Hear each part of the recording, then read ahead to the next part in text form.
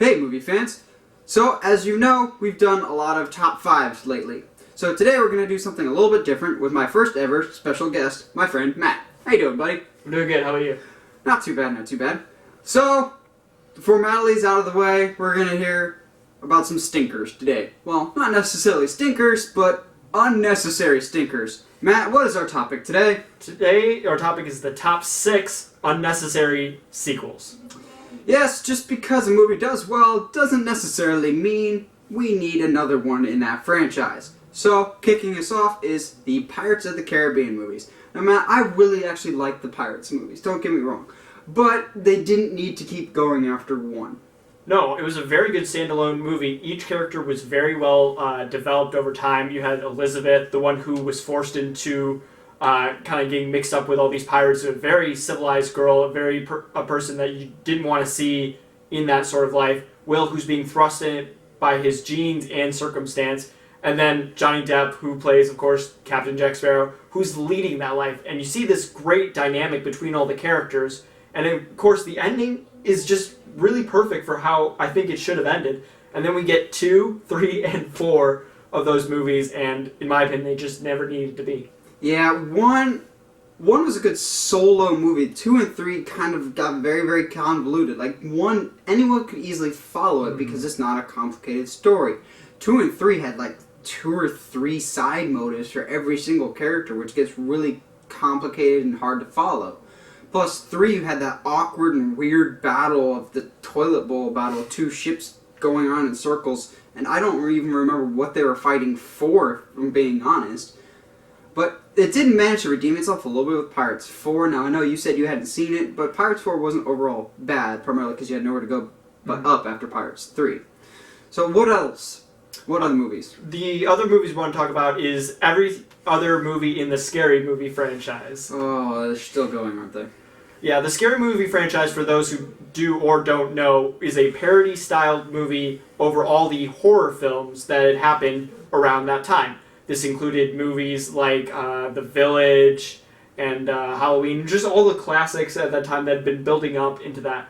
Funny thing that most people don't know is that was based off of the movie Scream, which in and of itself was a parody of all the movies around the 80s and 90s. Scream actually is a nice love letter to film, to the horror genre, actually, because it more or less gave new life to the horror genre after it got so cliched. But Scream more or less put that screeching halt on it. Of the first 2, I actually don't mind. First one was a nice, clever, creative movie, but after that, they got stupider and raunchier. This is back when the Wayans brothers were relevant with like White Chicks and all those movies, but after these, they just kept getting worse and worse, and for some reason or another, they're still going with 5 coming out recently. Well, the main problem is they stopped being parody and just being referenced. They didn't have any more jokes for the time. They just said, hey, look, this thing is popular, and it's in our movie, so we should be popular too, right? Instead of actually designing a story around any of it. I'd make the case that that's the case with a lot of parody movies nowadays, though. You have like epic movie, superhero movie, and all those type of movies that long gone are the days of the Mel Brooks movies that have comedy on top of a story, though. Exactly. The whole message is a story, just like a typical movie. This is, we're setting up every scene to tell a joke, and it doesn't work as well.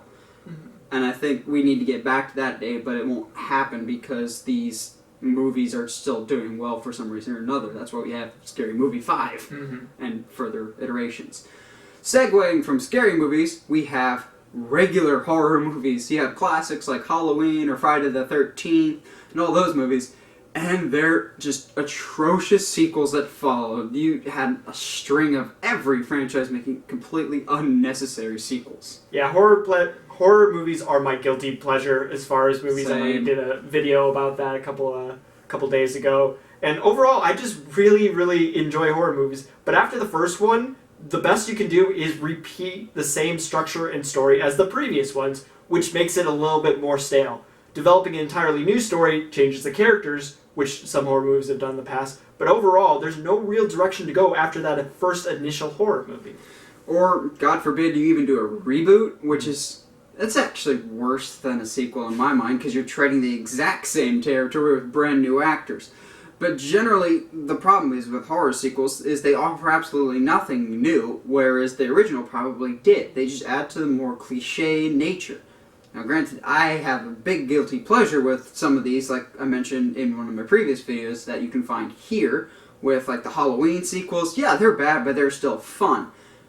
Now, we put it on this list because, yes, a movie can have bad sequels, but that doesn't mean that they're not fun to watch, like the Pirates movies.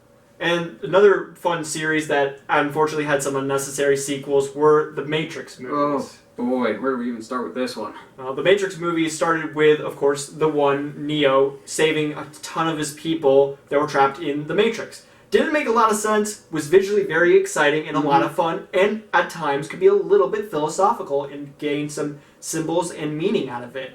The following second and third movies, not so much. Yeah, the problem with the Matrix sequels was that they got away from the original formula. The formula for the first movie was heavy action with the philosophical questions being raised throughout, and it really made you think, even if there was some complicated dialogue here and there, and Keanu Reeves was your main actor. But after that, they kind of ran out of philosophical questions to ask. It's kind of like the kid that dropped out of philosophy after 3 weeks. It more or less just raised the action without making any thought. It was basically a Michael Bay movie after the first one. Yes, 2 had that great car chase scene, but other than that, there's really no redeemable qualities about 2 and 3. And I heard rumored that we might be getting a 4, and 5, and 6, but I'm really hoping that's not the case, as they just got progressively worse and worse. Yeah, nothing needs to be seen from that series anymore. What they had was a lot of fun, but ultimately, after the first one, it turned into just a lot of visually very pleasing stuff with almost no content. Yeah, it is also incredibly dated. If you watch now, it's like a bad AOL commercial. Like, tinted green everywhere, brick cell phones. It didn't work. What else doesn't work for movie sequels? Well, talking about dated, there was a large date in between the third movie and the fourth movie of this one. We're talking, of course, of Indiana Jones and the Crystal Skull. Oh boy. Nearly 20 years apart from number 3 to number 4. I almost forgot about this movie because it's so forgettable. Yeah, Indiana Jones, I think this was an attempt at trying to pass the torch off to Shia LaBeouf as next Indiana Jones, but this movie just failed in every aspect. I'll be perfectly honest, it's not atrocious in my mind until the last 20 minutes when you bring aliens into it, because Indiana Jones was always grounded a little bit in reality mixed with the fanciful, there we go. But this was really, really out there. Yeah, absolutely. Everything was, in the previous movies, was set upon religion and historical figures and facts. This one was just, hey, what if there were aliens at one point in this Mayan pyramid, I believe it was at the time. And it's like, oh, well, let's just base a movie off of that and try to hand over the reins to Shia LaBeouf. And it was exactly how it sounds. A really complicated mess that at the end was boring and forgettable. Well, our final movie is proving, once again, that Disney is not immune to bad sequels and completely unnecessary ones. Matt, what am I referring to? Unfortunately, you're referring to the sequel known as Cars 2. Where do we even begin with this? Well, let's start with Cars Original. It was a nice story about how sometimes living in the fast lane is not all it's cracked up to be. Just relaxing and settling down every once in a while and seeing things as they are is actually a really good way to live sometimes. The second movie was about spies.